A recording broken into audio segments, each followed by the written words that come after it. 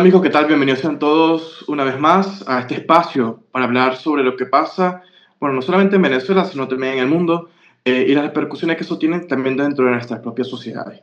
Antes de iniciar, queremos invitarle a suscribirse a nuestro canal, a darle me gusta y por supuesto a compartir este video para tener mayor alcance y por supuesto para que estas conversaciones puedan llegar a más personas. Hoy está con nosotros Esteban Hernández, quien es analista político, bueno, del Partido Conservador, para hablar un poco sobre lo que ha sido este primer mes prácticamente de Donald Trump en el poder, pero también hablar de un tema muy importante que ha sido y también muy controversial en Venezuela, como es el tema de la USAID, donde hay implicaciones que van también a sectores de la llamada oposición. Así que agradecerte, Esteban, por estar aquí con nosotros.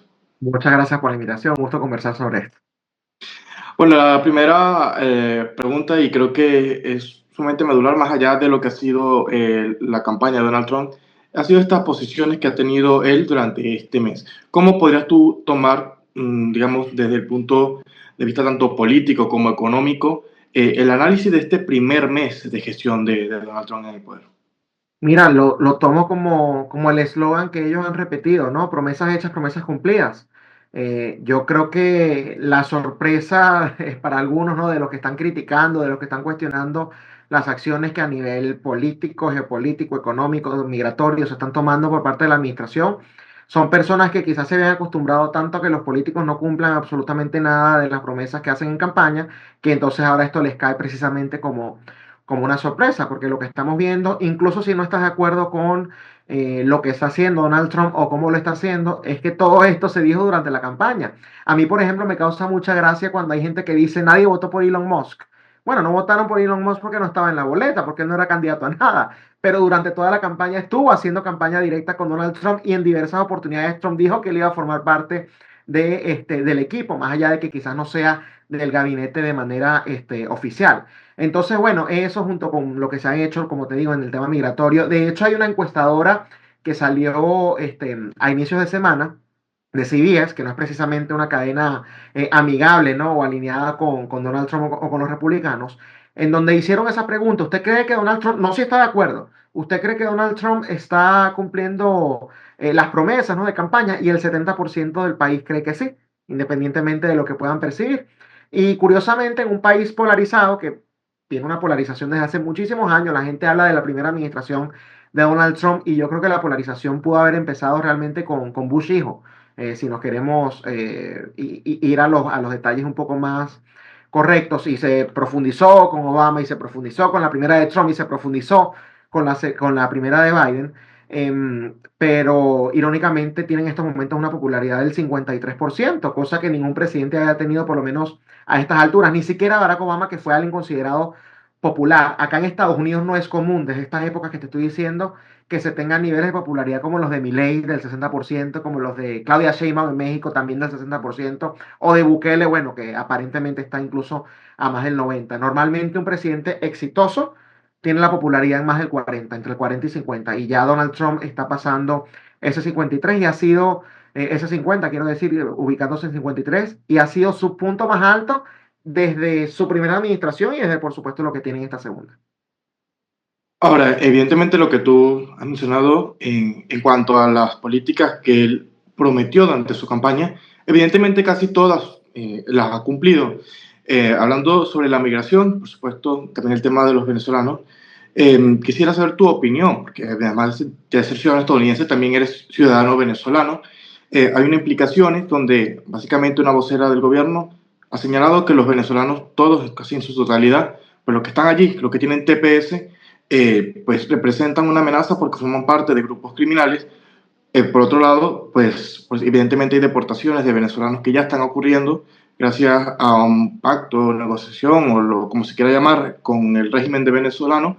Entonces quisiera saber tu opinión, sabiendo que también eres venezolano, aunque eres también estadounidense, si también consideras esa posición como correcta o si crees que el gobierno estadounidense debe buscar una solución para a los venezolanos, cubanos, nicaragüenses, partiendo de que son situaciones mucho más contrarias o mucho más adversas que, por ejemplo, un ciudadano mexicano que no sufre ninguna dictadura ni las condiciones que se viven en estos tres países. No sufre ninguna dictadura todavía. Hay que ver si después, manteniéndose con Morena, eso termina cambiando, ¿no? Pero antes de contestarte si es correcto o no, yo quiero apuntar algunas cosas, ¿no? Lo primero, es que a mí esa gente que ahora se da golpes de pecho, diciendo que rechazan la negociación de Trump con Maduro y que salen en defensa del TPS, me llama la atención que no dijeron absolutamente nada cuando Biden hizo exactamente lo mismo. Que negoció con el régimen de Maduro, que liberó a Alex Saab, que liberó a los Sí. narcosobrinos, y que más bien se pusieron fue a justificar, o en el mejor de los casos, ignorar. Entonces yo esa gente ya la coloco en la bandeja de los hipócritas, porque hay que decirlo, para ellos no es un asunto de defender al venezolano, sino de defender al venezolano cuando el que los está atacando, si se puede utilizar el término en esta oportunidad, es alguien del partido contrario, ¿no? Eso yo creo que es importante. Lo segundo que me parece importante, más allá de la remoción del TPS, son los argumentos que se utilizan. Si tú te lees el documento oficial, ya deja a un lado las declaraciones de Kristi Noem, deja a un lado las declaraciones que han hecho otras personas del actual gobierno, ¿no? En el documento dicen que si bien hay situaciones políticas que todavía están medio extrañas en Venezuela, ¿no? Han habido mejorías en el tema de la economía, en el tema de la salud y en el tema de la seguridad. Fueron los tres temas que Mm. ellos ahí apuntan, ¿no? Repito, en el documento oficial, esto no es una declaración, y que por lo tanto el TPS del 2023 no tiene sentido, ¿no? Que se renueve. Acá eso es otra cosa que hay que aclarar. Lo que no se está dando es la renovación en sí, es decir, en abril ya todas estas personas a las que tú haces mención, al menos que tengan algún otro tipo de proceso, un asilo político, o que se hayan casado con un ciudadano, que tengan visa de trabajo, o sea, que hayan buscado otra vía, que hay muchos otros que tienen otras vías pendientes, así que el número en sí no van a ser los 300.000, pero los que no tengan esa segunda vía o tercera o cuarta vía van a ser afectados directamente. Y a mí ese documento me llamó la atención, fíjate la diferencia entre los demócratas que se quedaron calladitos con el tema de Alex Saab, ¿no? Y de los narcosobrinos, versus alguien como yo, es que ese reporte en donde hablan de esas supuestas mejorías en Venezuela, Emanuel, dice en consulta con el Departamento de Estado. El Departamento de Estado, ¿quién lo dirige? Marco Rubio. Es decir, que Marco Rubio está de acuerdo con que han habido mejorías en Venezuela en esas áreas, cuando él siempre ha tenido la bandera de Venezuela como parte de sus discursos, ¿no? Y de sus frecuentes narrativas. E irónicamente, cuando te vas a la página del Departamento de Estado, hay un consejo que se le da a los ciudadanos de este país de no viajar a Venezuela. Y adivina cuáles son los argumentos que ellos utilizan. Dicen que Venezuela es un país que no tiene infraestructura sanitaria, es decir, que si tienes alguna enfermedad, no te vas a poder tratar allá, contradiciendo lo de las mejoras en el área sanitaria que dicen en el reporte del Departamento de Seguridad de la Patria que dirige Kristi Noem. Dicen que es un país inseguro, que los policías abusan del poder, que las leyes son tergiversadas y utilizadas como lo quieran hacer las autoridades y que básicamente no hay respeto a las leyes. También contradiciendo el tema de la seguridad como uno de los puntos en donde supuestamente hay mejoría. En el tema económico, afortunadamente no toca absolutamente nada el Departamento de Estado. Habiendo dicho eso, yo creo que precisamente ese es el punto. Para mí el error no está ni siquiera en la remoción del TPS, porque el TPS la teje temporal y el Estado, el gobierno, puede de manera unilateral eh, ponerlo así como lo puso, quitarlo, ¿no? Y eso forma parte de las leyes y yo estoy seguro que las cortes acá lo van a bloquear, como ya hicieron en el pasado con el TPS salvadoreño. El Salvador ya no está en la misma situación que estuvo antes, ¿no? A lo que los llevó al tema del TPS y aún así los jueces dijeron, no, mira, nos parece eh, algo sin sentido e incluso a nivel particular, las personas que estaban un poco asustadas demandaron y las cortes se pusieron de su lado, porque muchos de ellos incluso a pesar de que, bueno, llegaron acá con TPS, ya tienen hasta 20 años viviendo acá, por lo cual incluso si la situación en El Salvador ha cambiado, bueno, ellos pueden decir, este realmente es mi nuevo país. Entonces, para mí el problema real es el tema del argumento, porque si hubiesen dicho por un asunto de seguridad nacional, no sabemos quién entró, eso también hay que decirlo, uno no puede creerle de buena primera. Sí, pero a ver, disculpa que te ataje, pero el TPS es una situación muy contraria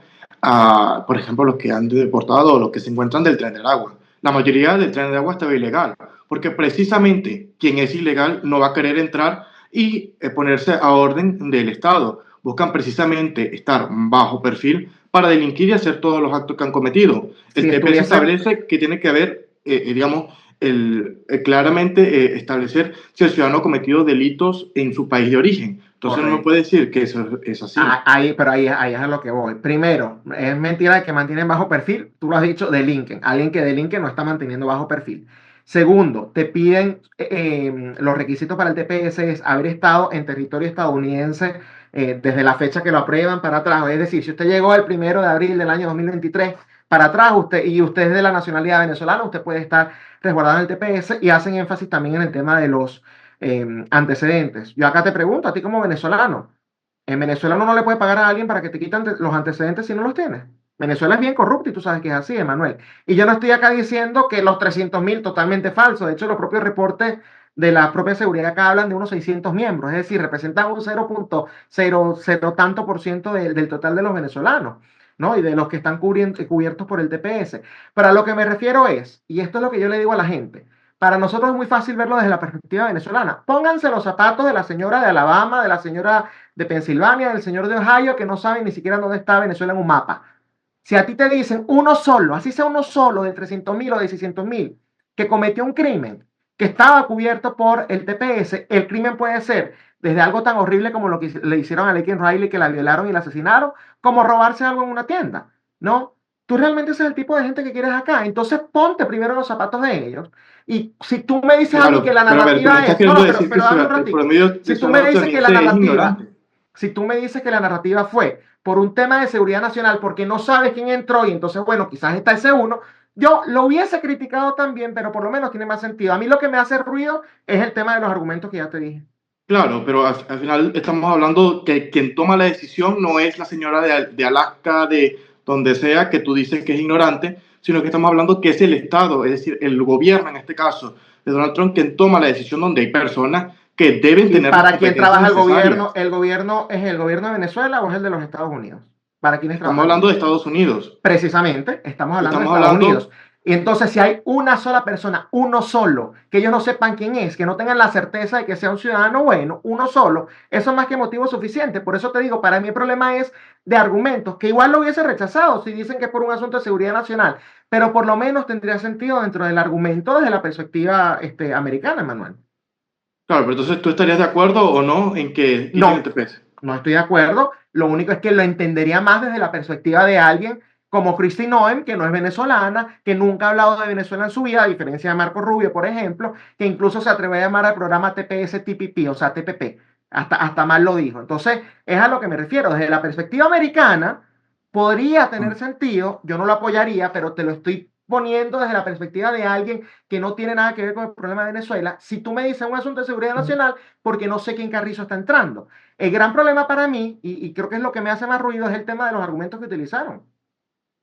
Es que mucha gente, por ejemplo, en Estados Unidos ingresó, claro, digamos que no de manera legal al 100%, pero Uh con -huh. alguna documentación. Recordemos que la administración Biden aprobó algunos vuelos para que pudieran ingresar venezolanos por la situación de la crisis humanitaria. Iban incluso Con una el persona parol. que en cierta forma los estaba padrinando. Entonces, esto realmente no quiere decir, la verdad, que estos 600.000 venezolanos sean delincuentes. Creo que más bien el gobierno estadounidense debería buscar otra alternativa. Porque, claro, evidentemente cada país tiene el derecho de tomar sus decisiones sobre quién ingresa o no a su país. Esto es lógico.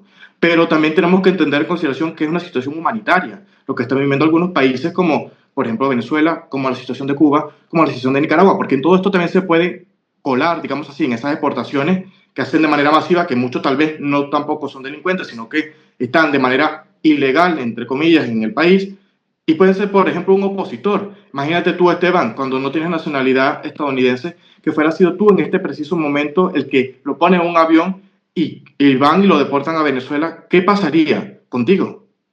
No, evidentemente nada bueno. Y nuevamente, yo no estoy en contra de lo que tú estás diciendo. Yo te estoy explicando la otra perspectiva. Podemos hablar del paro humanitario. El paro humanitario fue algo que aprobó la administración de Joe Biden. Si yo hubiese estado en Venezuela en ese momento y me vengo acá con un paro, yo digo, bueno, a mí me lo aprobó el gobierno de los Estados Unidos, por lo cual significa que yo entré de manera legal, ¿cierto? Ese es el argumento.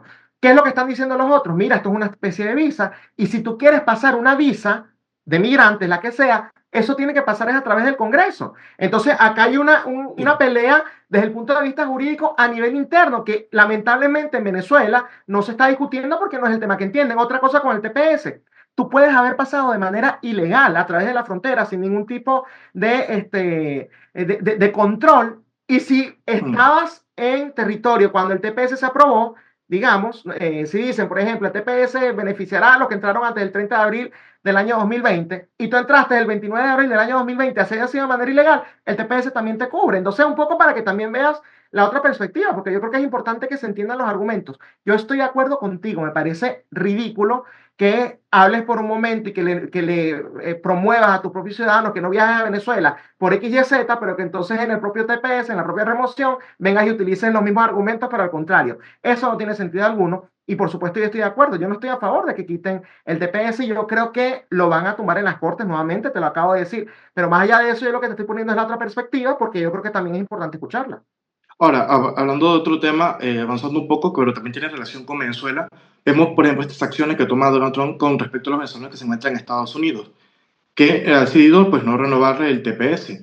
Pero por otro lado, por ejemplo, Estados Unidos renueva la licencia con Chevron, que según las mismas palabras de Donald Trump había dicho que no necesitaba el petróleo venezolano, pero posterior renueva bueno, esta licencia para que pueda seguir portando petróleo venezolano. Va y se reúne, por ejemplo, bueno, envía un delegado para que para que se reúna con Nicolás Maduro, que en profundidad pues no se sabe exactamente qué se negoció más allá de la liberación de esos estadounidenses, pero un día después se produce lo que he mencionado anteriormente. Entonces, por otro lado, vemos a un Estados Unidos que con sus aliados naturales le ha impuesto algunas sanciones o digamos aranceles en este caso.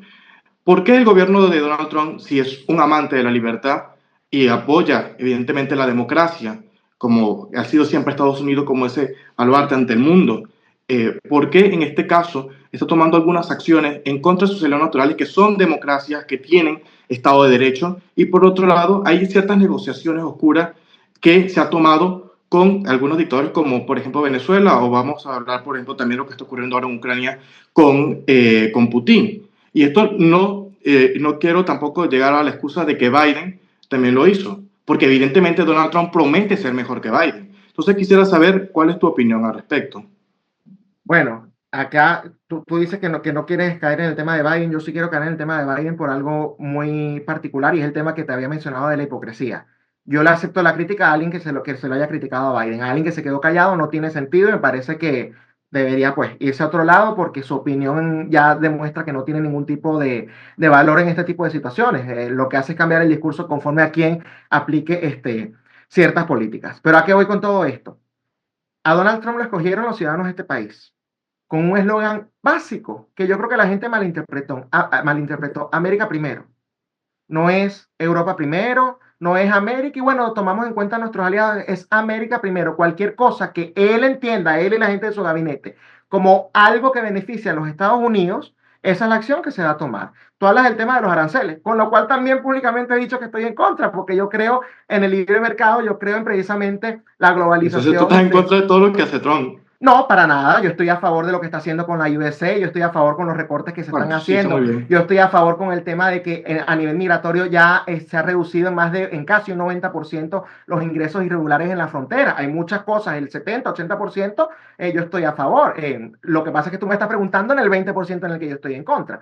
Pero también hay que entender cómo él utiliza este tipo de mecanismos. Él no lo hace desde la perspectiva proteccionista nacionalista de vamos a proteger nuestra empresa nacional. Él lo hace para meter presión política. ¿Qué ha logrado, por ejemplo, con México? Le dijo 25% de aranceles, al menos que me ayude con la seguridad fronteriza.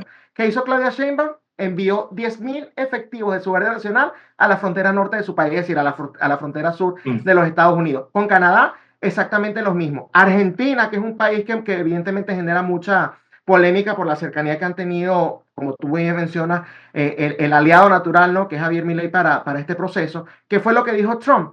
Es que Argentina nos tiene a nosotros impuestos aranceles mayores a los que nosotros les tenemos incluso. O en algunos casos nosotros les tenemos cero y ellos sí nos tienen puestos aranceles. Acá lo que se firmó fue una cuestión arancelaria de igualdad. Es decir, si el país Esteban está negociando con Emanuel Figueroa y Emanuel Figueroa me puso 10% de aranceles, ahora yo también te pongo 10% de aranceles hasta que tú los quites. Esa fue la ley que O realmente sea que firmó. Argentina tiene 25% de aranceles en los productos estadounidenses. Exactamente, eso es lo que está diciendo Donald Trump. Habría que revisar si es en absolutamente todo, si es en el área del acero, que creo que fue específicamente Bueno, en lo que donde. tengo entendido es que lo ha hecho porque lo ha hecho de manera general a todos los países para No, intentar. la ley fue de igualdad. La ley fue de igualdad. Si tú tienes, y él de hecho lo dice, si tú quieres saber cuántos aranceles se le están poniendo a tu país, tienes que buscar es cuántos aranceles ese país tiene con Estados Unidos. Esa fue la ley que él firmó realmente. Lo que pasa es que, bueno, los medios siempre tergiversan todo y después terminan publicando información que es falsa. Entonces, ¿estoy de acuerdo con los aranceles? No, pero entiendo cómo él las utiliza como arma política y le ha terminado saliendo bien. Le pasó con Canadá, le pasó con México, le pasó con Colombia, por ejemplo, ¿no? Y cuando tú hablas justamente de lo que es el América primero, es los intereses de los Estados Unidos. Que la gente lo haya malinterpretado, eso es otra cosa. Claro, porque su política, como lo ha explicado Marcos Rubio, ha sido de aplicar la diplomacia por la fuerza, que es básicamente eso, presionar a los países del mundo para tomar algunas acciones a favor de lo que él pues, busca en este caso. Pero ahora, digamos la contradicción a todo esto, porque la verdad, honestamente, pues en la mayoría de las políticas o en la campaña, por supuesto, estuve más a favor de Donald Trump que Kamala Harris, porque era, por supuesto, un disparate enorme su candidatura y sus propuestas hacia el país. Pero también hay que tomar en consideración una cosa, Esteban, que lo que más, digamos, preocupa a muchos ciudadanos, y me incluye a mí, que es, por ejemplo, la cercanía o la posibilidad más fácil o la factibilidad más fácil de negociar, por ejemplo, con Putin o hablar con Maduro, por ejemplo, de hablar con, por ejemplo, el gobierno de Canadá. Entonces, es algo como, digamos, tú pones sobre la mesa lo que está sucediendo y no sé, es una situación en que pareciera en que aquí vale más el que grita más duro, pero no en la importancia de algo fundamental que debe regir cualquier sociedad, que es por supuesto la democracia y el respeto a los países que tienen libertad o por lo menos valores muy similares. Bueno, ahí te puedo hablar de dos partes. Una en el tema de los aliados. Esos aliados que te apuñalan por la espalda, que precisamente no tienen control de ningún tipo, lo que te estaba mencionando de México. ¿A ti te parece lógico que México no haya puesto seguridad en su lado de la frontera? Eso No, no es pero vamos a hablar, lógico. por ejemplo, del caso Entonces, de si son Canadá. aliados, Canadá lo mismo, lo que le han impuesto es precisamente falta de seguridad en la frontera, no tanto por el tema migratorio, sino por el tema del tráfico de drogas. Y entonces de la nada viene Donald Trump y le imponen los aranceles y ahora sí comenzaron a conseguir droga en la frontera de Canadá. Qué coincidencia. Entonces, justamente ese tipo de cuestiones a las que voy. Es muy fácil acusar a Estados Unidos, es que nos está dando la espalda, le está dando la espalda a nuestros aliados. ¿No será que nuestros aliados nos dieron la espalda hace rato? Tú revisas lo que han dicho de Europa. Yo recuerdo cuando Donald Trump en su primera administración, en una cumbre de la ONU, le dijo a Europa, ustedes se están haciendo dependientes de Rusia, como que sálganse de ese camino, y todos se le rieron en la cara. Yo lo recuerdo claramente. ¿Qué es lo que pasó ahora?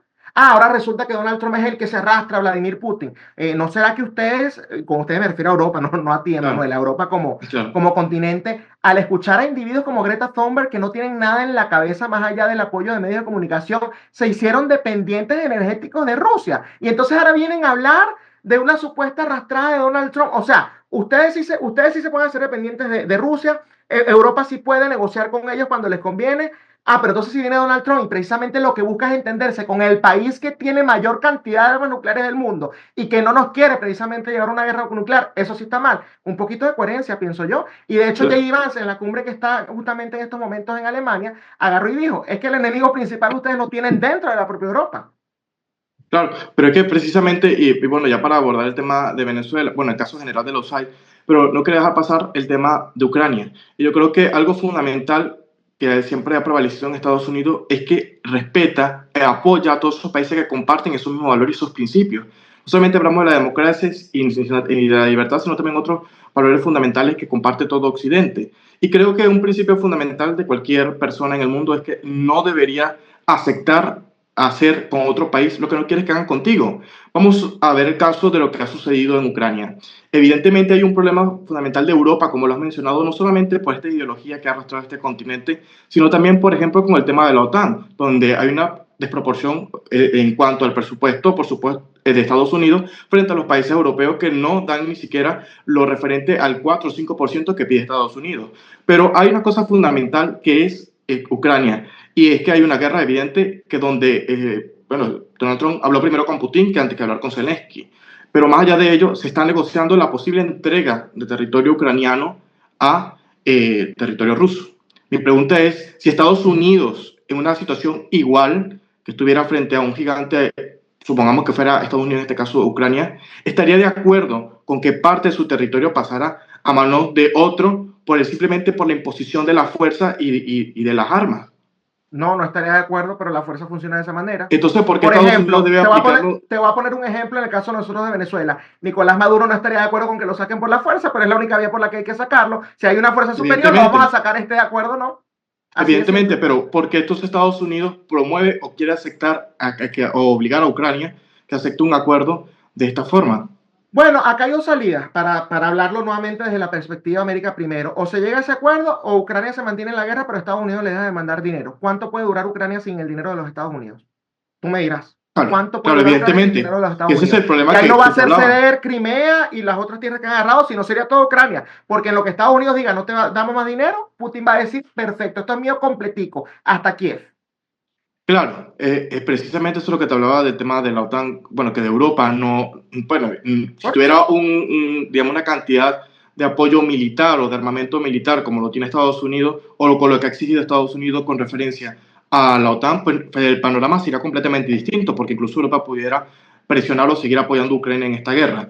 Pero el hecho no es ese, sino que moralmente, éticamente, en valores, en Los principios, países no tienen moral, no tienen principios, no tienen valores, no tienen ni siquiera aliados, tienen intereses. Y hasta que no se entienda eso, precisamente se va a seguir cayendo en retóricas absurdas. Yo recuerdo cuando el primer año de la guerra, Rusia está perdiendo. ¿Dónde está la pérdida de Rusia? Y entonces si uno decía, Rusia no está perdiendo, vean la estrategia, vean qué zonas está agarrando. Son puntos claves que te decían pro Putin. A mí hasta me han llamado pro Putin. Hace poco publiqué una foto con la que es ahora directora nacional de inteligencia, Tulsi Gabbard, que si tú sigues la trayectoria de ella, es una señora totalmente aislacionista, que no le gusta que Estados Unidos se involucre militarmente en nada. ¿Qué dijeron? Que es una ficha de Putin, una señora que es veterana, que se alistó en el ejército precisamente por los atentados acá a las Torres Gemelas, que básicamente lo que siempre ha dicho es en esa línea de, oye, no hay que intervenir militarmente, que a nivel de Venezuela está también en contra de esa vía. Yo puedo tener esas diferencias con ella. Ella siempre ha sido consistente con eso. Pero la gente hace análisis basado en los deseos. Entonces dicen, Putin es malo,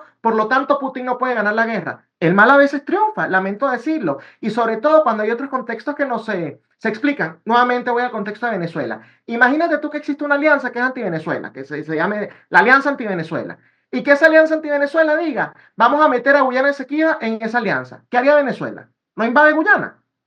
Entonces, cuando tú lo logras ver desde la perspectiva de los rusos, que ven a la OTAN como, y ojo, no lo estoy justificando, yo soy anti-Putin al 100%, ese tipo es enemigo de la libertad de Venezuela y es enemigo de la libertad de Occidente, pero desde la perspectiva rusa, ahora me pongo en los zapatos de alguien allá, ¿tú qué crees que puede decir alguien que dice, ya va, quieren meter a Ucrania en la OTAN, que es una alianza antirrusa, por eso te puse el ejemplo de Venezuela, entonces esto es una especie de guerra contra nosotros, antes de que claro. nos metan los invados, Pero ahora poniendo otra perspectiva, no Ujú. Venezuela, sino un caso, digamos, similar, vamos a hablar de China y Taiwán. Esto no puede generar un mal precedente ante el mundo para que un Es lo imperio mismo. como el chino, que quiere invadir a Taiwán antes del Es 2030, lo pueda hacer. exactamente lo mismo, precisamente. Y déjame decirte algo, a medida que se vayan abriendo más frentes, porque ahora tenemos el tema de Ucrania que se pudo haber evitado, tenemos el tema de Medio Oriente, y muy probablemente, bueno, capaz y se abren otros frentes. China está viendo eso y dicen, ya va, si todo esto, toda la cantidad de plata, de armas que se gastó precisamente en esos frentes, ahora tenemos un occidente mucho más débil en caso de que China precisamente actúe contra Taiwán. Por eso es que uno tiene que actuar con el cerebro y no tanto con el corazón y entender las realidades geopolíticas de que si bien Estados Unidos sigue siendo la gran potencia, también los otros países vienen en ascenso. Y entonces esa brecha en donde antes Estados Unidos podía ser el policía del mundo se ha venido acortando y acá lo que se requiere es mayor independencia. Revisa lo que es la economía europea. Cuando hace 10 años quizás, tú revisabas la economía de los Estados Unidos y la economía de toda la Unión Europea y era prácticamente el mismo tamaño.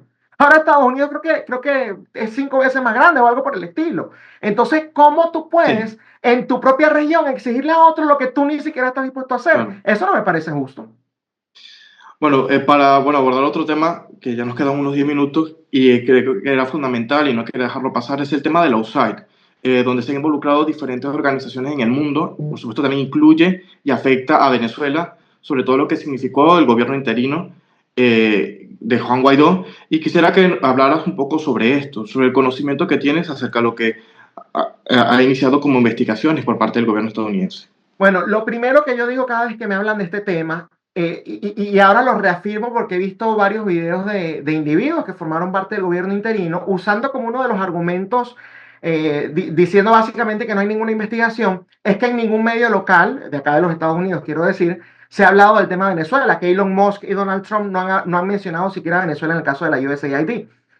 Ahora, eso es cierto, pero es que acá nadie ha dicho, por lo menos yo y la gente que está a mi alrededor que hemos hecho cualquier cantidad de denuncias, nunca hemos dicho que esta investigación se inició por el tema de Venezuela. Se inició porque están auditando muchas agencias. Por supuesto, nosotros como venezolanos estamos hablando de la USAID porque hay cuestiones que nos interesan, pero acá se está auditando hasta la IRS, que es la institución que recauda los impuestos. Se está auditando al Pentágono, que es la institución precisamente militar. O sea, acá se va a auditar absolutamente todo. Y cuando hablamos del tema de la USAID, precisamente nosotros nos interesa porque hay recursos que se enviaron a la causa venezolana. ¿Qué sucede con todo esto? Siempre se ha dicho que el gobierno interino no manejó recursos, ¿cierto? Y eso cada vez que Sí. uno les hacía la pregunta, ese ha sido el argumento que lo manejaron las ONGs. Nadie sabe qué ONGs. Yo, de hecho, en el año 2021 le hice la pregunta directamente a Leopoldo López, que estuvo acá en un foro en Miami, y le dije, ustedes siempre han dicho que los recursos los manejó la ONG, por favor, dame los nombres de las ONGs. No me los quiso dar.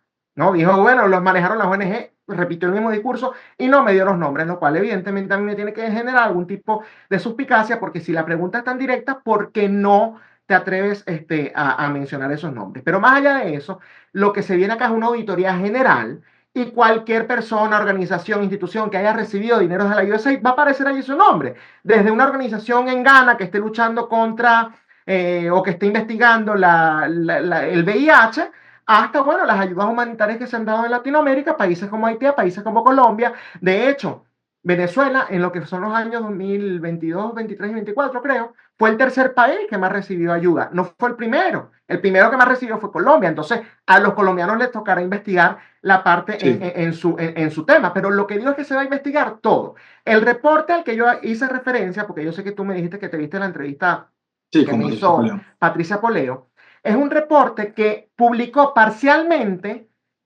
directamente, la USAID, ¿no? Después de una demanda y una apelación que hicieron un grupo de venezolanos exigiendo esa información. Y digo parcialmente porque se siguen cubriendo los nombres de las ONGs, pero por lo menos se hablan de ciertas irregularidades que hubo. Esos recursos fueron desde el 2017, hasta el año 2019, que fue el primer año del gobierno interino. Es decir, ese reporte al que yo hago referencia no habla del 2020, no habla del 2021, no habla del 2022, del Claro. 2023 ni del 24. Hay 5 años a los cuales yo no sé, no tengo ni la más mínima idea. Acá hubo dos cosas que a mí me llamaron la atención, que es de lo que sí tengo idea, porque lo dice el reporte. Uno, que solo el 2% de la ayuda humanitaria llegó a donde tenía que llegar. El otro 98% se desvió, se usó para otras cosas, no se sabe qué pasó. O sea, ahí tienen una melcocha, como decimos nosotros. Y dos, que la propia USAID se saltó sus procesos para la escogencia de las ONGs que recibían esos recursos. Ellos tienen ciertos procesos. Ellos hablan de neutralidad, de transparencia y qué sé yo, y entonces dicen neutralidad, que no haya conflictos de interés, es decir, que si la ONG la propone Esteban, suponte, tiene que haber neutralidad, entonces yo no puedo estar promoviendo, por así decirlo, esa ONG, porque sería como que no, dásela a esta ONG porque es en la que yo creo. ¿Ves? Ellos tienen como que ciertos procesos que tienen que cumplir y el propio reporte dice, esos procesos no los saltamos y le prestábamos atención a las sugerencias del gobierno interino, palabras más, palabras menos, porque ellos hablan en un lenguaje muy burocrático, pero eso es básicamente lo que dicen. Entonces mi pregunta es, ¿qué ONG recibieron recursos y qué se hicieron con esos recursos? Eso es lo Claro, único que acá se pide. es que incluso María Elvira Salazar denunciaba ayer, creo que fue en el Congreso, no sé en qué plenaria lo hizo, que había una ONG incluso de drag queen de venezolanos en Ecuador, En que bueno, Ecuador, son cosas absurdas, como que si los venezolanos que están muriéndose de hambre o que están muriendo por la crisis, pues necesitan pues ser pelucas drag y queen en Ecuador. vestidos y exactamente. Por Pero, favor. pero son cosas absurdas. Pero aquí hay un problema medular que es el tema de la corrupción, que debe ser condenable, venga de quien venga, azul, amarillo, color que sea. Y la oposición venezolana ha estado involucrada, o el gobierno interino ha estado involucrada dentro de esta trama. De comprobarse estos hechos, bueno, directa o indirectamente, pudieran tener o acarrear algún proceso judicial en Estados Unidos. Primero te aclaro algo, directamente no va a aparecer, porque cuando ellos dicen nosotros no manejamos los recursos, eso es verdad, directamente no lo hicieron. Ahí tú no vas a ver el nombre, Voluntad Popular recibió tanto, Leopoldo tanto, el otro tanto, Primera Justicia tanto, eso no lo vas a ver. Lo que vas a ver son nombres de la ONG, pero ahí viene después otra investigación. ¿Quién es la directiva de la ONG que hicieron con esos recursos? Hay algunas ONGs Y esto hay que aclararlo, que se lo escuchaba a Daniel Lara y creo que es muy importante, a Daniel Lara Farías, y creo que es muy importante decirlo. El hecho de que su nombre ya aparezca no te hace corrupto. Porque Claro, si la USAID te dio $200.000 para alimentar a 2.000 niños, ¿no? A la ONG Manuel Figueroa, y resulta que tú sí alimentaste a 2.000 niños, tú usaste los recursos para lo que claro, eran. exactamente. ¿Ves? Entonces lo que viene es una investigación sobre esa información. ¿Qué se hizo con esos recursos? ¿Quiénes estaban a cargo de esos recursos? Y si no se usaron los recursos de la manera correcta, entonces, bueno, que paguen los culpables. ¿Y qué conexión, si existe alguna, existen precisamente con los partidos políticos venezolanos? Porque ahí es donde se empieza a armar, por así decirlo, el rompecabezas. Y evidentemente, bueno, pagarán en tal caso de que se consiga algo de corrupción, en primer lugar los responsables directos y en segundo lugar si la justicia determina que hay algún cómplice. Pero evidentemente acá la justicia tarda, pero llega, Emanuel. Claro, bueno, al final el USAID o lo que se invertía el Estado, digamos, Estados Unidos como tal, era el 0,6% aproximadamente del PIB. Uno dice Exactamente. algo minúsculo, pero al final detrás de todo esto hay una trama de corrupción gigantesca. Y llama poderosamente la atención que hay medios de comunicación financiados con este dinero, periodistas venezolanos. O sea, que es una cosa que yo creo que, bueno, se va a destapar una situación muy grande que pudiera involucrar hasta, quién sabe, alguna conexión incluso con el mismo chavismo, porque no sabemos hasta qué punto pudiera estar esto involucrado. Y bueno, ya para ir finalizando, quisiera que nos dieras, bueno, que hablaras ya como palabras finales sobre cómo crees que pudiera terminar, en este caso, con relación a lo que ha sido esta trama de corrupción, precisamente bueno, los periodistas y los políticos en todos estos casos. Y además de eso, ¿cuál es tu percepción? ¿Qué se debe hacer para que en el futuro esto no vuelva a ocurrir?